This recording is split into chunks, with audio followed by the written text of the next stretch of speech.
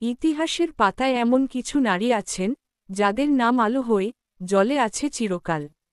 তারা ছিলেন ঈমান, ধৈর্য ও আল্লাহভীতির প্রতীক। হজরত আছিয়া বিনতে মুজাহিম আলাইহাস সালাম তাদের অন্যতম। তিনি এমন এক ঘরে জন্মগ্রহণ করেছিলেন যেখানে আল্লাহর ভয়ের কোনো অস্তিত্ব ছিল না। তিনি ছিলেন দুনিয়ার সবচেয়ে অহংকারী শাসক ফেরাউনের স্ত্রী। ফেরাউন নিজেকে আমিই সর্বোচ্চ রব বলে দাবি করত।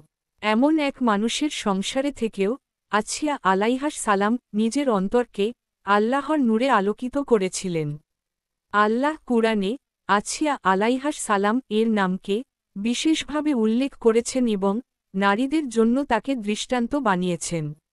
আর আল্লাহ মুমিনদের জন্য ফেরাউনের স্ত্রীর উদাহরণ এনেছেন যখন সে বলেছিল, হে আমার প্রতিপালক, তোমার নিকট জান্নাতে আমার জন্য একটি ঘর তৈরি করে দাও, আর আমাকে ফেরাউন ও তার কার্যকলাপ থেকে রক্ষা করো, এবং আমাকে জালিম সম্প্রদায় থেকে মুক্ত করো।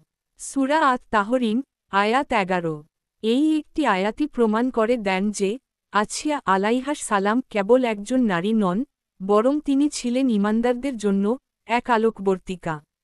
ফেরাউন ছিল এক অত্যাচারী রাজা। সে মিশরের সিংহাসনে বসে নিজেকে ঈশ্বর বলে ঘোষণা করেছিল।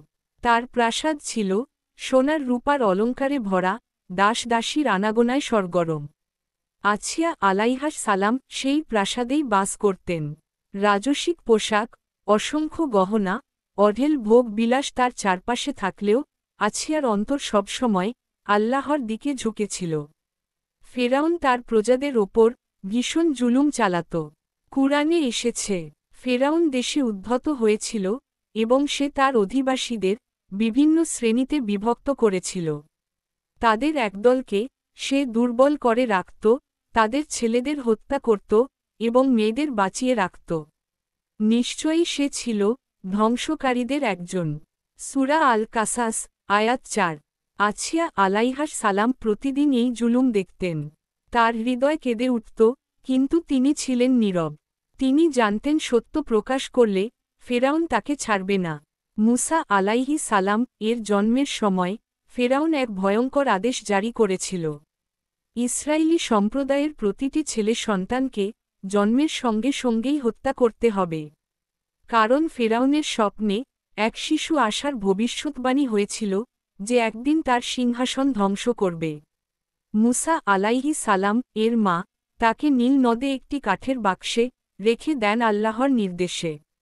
সেই বাক্স ভেসে গিয়ে ফেরাউনের প্রাসাদের কাছে এসে থামে।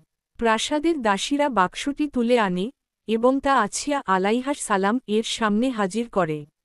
আছিয়া আলাইহাস সালাম যখন শিশুটিকে দেখলেন, তার হৃদয় ভালোবাসায় ভরে গেল। তিনি ফেরাউনকে বললেন, এই শিশু আমার ও তোমার চোখের ঠান্ডা হবে।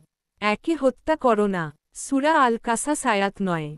ফেরাউন প্রথমে শিশুটিকে হত্যা করতে চাইছিল, কিন্তু আছিয়ার অনুরোধে সে রাজি হয়ে গেল।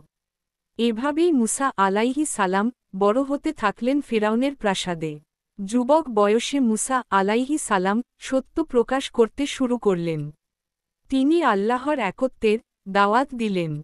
প্রাসাদের ভেতরেই আছিয়া আলাইহাস সালাম এর কানে পৌঁছাল সেই বাণী। আল্লাহ তার অন্তরকে খুলে দিলেন। আছিয়া আলাইহাস সালাম বুঝলেন, এই রাজ্যের চাকচিক্য মিথ্যা, এই ভোগ বিলাস ক্ষণস্থায়ী। প্রকৃত সুখ কেবল আল্লাহর ইবাদাতে। তিনি গোপনে ঈমান আনলেন এবং মুসা আলাইহি সালাম এর অনুসারী হয়ে গেলেন। আছিয়ার ঈমান গোপন ছিল, কিন্তু একসময় ফেরাউন জানতে পারল। তখন তার ক্রোধ সীমাহীন হয়ে উঠল। সে চিৎকার করে বলল, হে আছিয়া, তুমি কি আমাকে ছাড়া অন্য কোনো রবকে মানতে সাহস করেছ? আছিয়া দৃঢ় কণ্ঠে বললেন, হ্যাঁ, আমি আসমান ও জমিনের রব আল্লাহকে মানি। এই উত্তর শুনে ফেরাউনের অহংকারে আগুন জ্বলে উঠল। সে সঙ্গে সঙ্গে সৈন্যদের নির্দেশ দিল আছিয়াকে নির্যাতন করতে।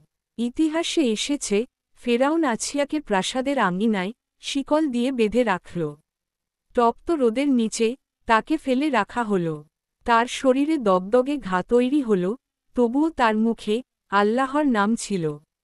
কখনও তার ওপর ভারী পাথর রাখা হতো, কখনও চাবুক মারা হতো। প্রহরীরা তাকে অমানসিক কষ্ট দিত। ফেরাউন বারবার এসে তাকে বলত, তুমি যদি আমার কথা মানো এবং আল্লাহকে অস্বীকার করো, আমি তোমাকে মুক্তি দেব। কিন্তু আছিয়া আলাইহাস সালাম একবারও ভেঙে পড়েননি। তিনি আল্লাহর কাছে দোয়া করতেন, হে আমার রব, তোমার কাছে আমার জন্য জান্নাতে একটি ঘর তৈরি করো। আল্লাহ তার প্রিয় বান্দিকে নিরাশ করলেন না। বর্ণিত আছে, আছিয়া যখন তপ্ত রোদে নির্যাতিত হচ্ছিলেন, তখন ফেরাউনের সৈন্যরা তার মাথার ওপর এক বিশাল পাথর ফেলতে যাচ্ছিল। সেই মুহূর্তে আল্লাহ তার চোখের সামনে জান্নাত খুলে দিলেন। তিনি জান্নাতের বাগান দেখলেন, সোনার প্রাসাদ দেখলেন, ফেরেশতাদের শান্তির শুভেচ্ছা শুনলেন। তার মুখে হাসি ফুটল। সৈন্যরা ভাবল, হয়তো তিনি পাগল হয়ে গেছেন।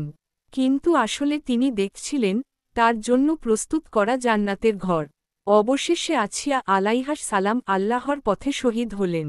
দুনিয়ার চোখে তিনি নির্যাতনে নিহত হয়েছেন, কিন্তু আসলে তিনি জান্নাতের রানী হয়ে গেলেন।